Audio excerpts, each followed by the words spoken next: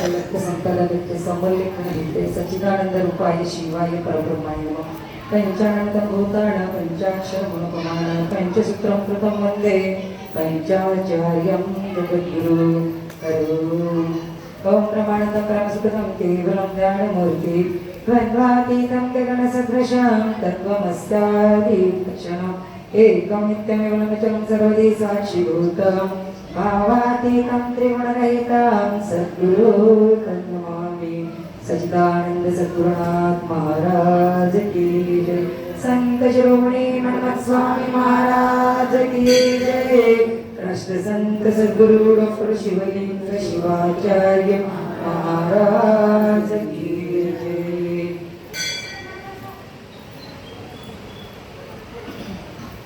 सर्व शिवभक्तांच्या चरण प्रथम नतमस्तक होते, त्यानंतर मी 2 शब्द बोलण्याचा प्रयत्न करते। तर इथं बोलण्यामागचा उद्देश काय आहे, तर एक माझ्यासारखी तुमच्यासारखी बाई होती, ती अंधारात काय करू लागली, वाकळ शिवत बसली होती। वाकळ शिवते वेळेस काय झालं, अंधारामध्ये ती सुई हातातली पडली खाली पडल्यानंतर तिने काय करू लागली, तिथे शोधू लागली। मग तुमच्यासारखी बाई येऊन काय सांगितली, म्हणे ते काय शोधतेस, तिने म्हणे सुई पडली शोधते। मग दोघी मिळून शोधू लागल्या। शोधता शोधता काय झालं, परत दुसरी कोणीतरी आली, दोघी दिसल्या म्हणून।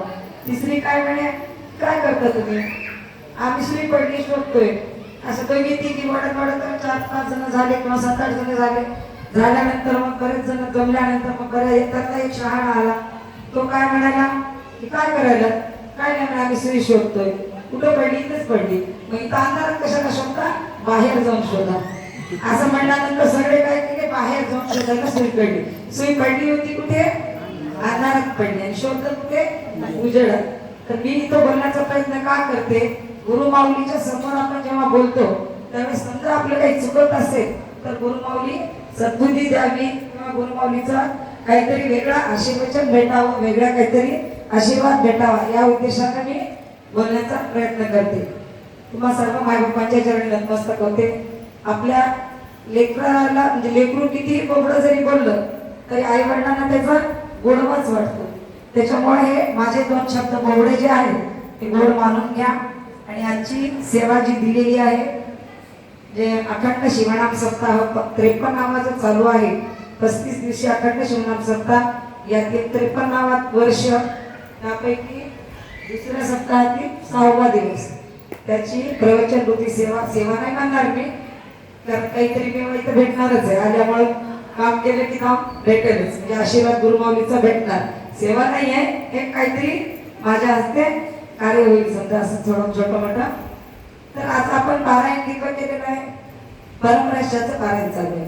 तर परमरहस्य आता अर्थच काय आहे, आपण सुद्धा असं बोललेलं आहे बऱ्याच वेळेस प्रवचनात की परमरहस्य जाणून घेण्यासाठी मला परत जन्म घ्यावा लागणार आहे। म्हणजे परमरहस्य ग्रंथ जो आहे तो असा छोटा मोठा नाहीये, किंवा त्याचं एखादं 10 मिनिटात 15 मिनिटात आपण जर त्याचा अर्थ सांगू म्हणलो तर ते साध्य होणार नाही।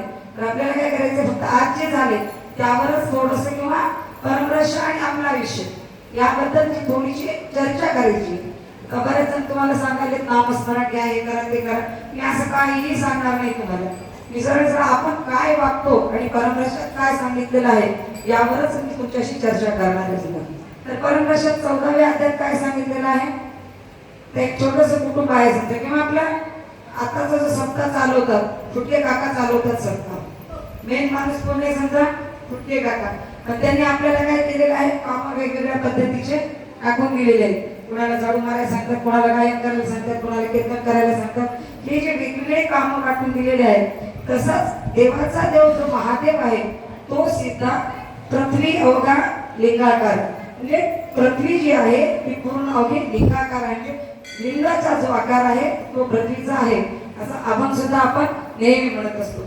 तर ते म्हणण्याचा उद्देश काय, किंवा जे 14व्या अध्यायात सांगितलेलं आहे की लिंग जे चालवे, लिंग बोलवलं तरच आपण बोलू, लिंग चालवलं तरच आपण चालू, हे जे श्लोक आलेले आहेत।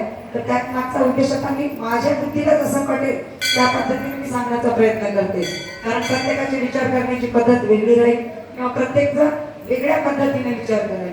मनोज स्वामीचा विचार कोणता होता हे मी नाही सांगू शकणार, कारण त्या ठिकाणी तो विचार सांगण्यासाठी त्या ठिकाणी त्या पद्धतीचं माणूस व्हावं लागते.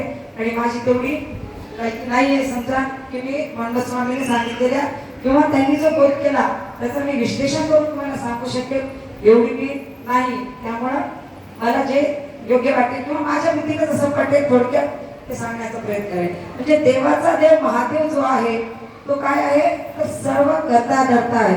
कुणाला काही काम कुणाला म्हणजे जे काही काम घरचं एकटा माणूस सांगेल म्हणजे सांभाळणारा कोण आहे संवाद करणारा कोण आहे म्हणजे जे महादेवाला काम दिलेलं आहे किंवा महादेव जो आहे सगळ्या देवाचा देव आहे. म्हणजे लिंगाने जे काम सांगितले तेच काम आपण करायचे किंवा लिंगाने आपल्याकडे जे काम दिलेलं आहे तेच करायचं आहे. तर लिंगाला बडबड सुद्धा चालत नाही असंही ग्रंथात आलेलं आहे. तर आपण तसं करतो का समजा 2 मिनिट जर पारायण थांबला आपलं तर लगेच आपली बडबड चालू असते तर ती चालती का लिंगाला ग्रंथात सांगितलेलं आहे का नाही. मग आपण ग्रंथात वाचतो पण करतो का त्या पद्धतीनं. आता मागे 1-2 श्लोक अशा पद्धतीचे येऊन गेले की 10व्या अध्यायात एक वाक्य आलेलं आहे वाटेवरी धन पडले असतात त्यासी धनी कोणी नसते. तर तेही काय करतो आपण आता महिला मंडळाचा श्रावण महिना येतोय आपण काय करायलो सकाळी उठल्याबरोबर फुलं तोडायला जातो बरोबर आहे. फुलं तोडायला गेल्यावर पहिल्यांदा आपल्या झाडाचे तोडतो का पहिल्यांदा दुसऱ्याच्या झाडाचे पटकन तोडून आणतो. तर हे जे सांगितलंय मन्मथ स्वामीने त्या पद्धतीने आपण करतोय का. मन्मथ स्वामींचा सांगण्याचा उद्देश काय होता किंवा एखादी वस्तू जरी रस्त्यात पडलेली असेल तरी ती आपण घ्यायची नाही. आता एक छोटासा प्रश्न देते याच्यासाठी तर तुमच्या माझ्यासारखे असं चालले होते समजा तुम्ही माझं समोर कपिलदारला येते कपिलदारला येते आपल्याला तर सांगितलं नाही मन्मथ स्वामीने की वाटेवरी धन पडले असतात त्यासी धनी कोणी नसतं. थोडस पुढे गेल्यानंतर काय झालं की रामाची आणि रावणाची पितळेची मूर्ती रस्त्यावर पडलेली. आपण काय करतो मूर्ती कोणती उचलतो आपण सांगा रामाची दोन्ही मूर्त्या पितळेच्या उचललो तर मूर्ती देवाची आहे म्हणून टाकून दिले काही नाही अशी चर्चा केलं. जरी सांगितलं मन्मथ स्वामीने वाटेवरी धन पडले असतात कोणी घ्यायचं नाही तरी आपण ते उचलतो का उचलतो तर त्या ठिकाणी आपली एक भावना वेगळी आहे. काय आहे किंवा देवाची मूर्ती आहे देवाची मूर्ती रस्त्यावर पडू देऊ नये हा आपला चांगला उद्देश आहे. त्या उद्देशाला आपण उचलतो घेऊन येतो. थोडासा अजून पुढे आल्यानंतर आता वळणावरसना घाटामध्ये इथे परत 2 मूर्त्या पडलेल्या रामाची आणि रावणाची. ती मूर्ती कशी पडलेली आहे रावणाची आहे सोन्याची आणि रामाची आहे काय पितळेची. त्या कोणती उचलणार आपण मूर्ती रामाची आहे ना रावणाची आहे ना मग त्या ठिकाणी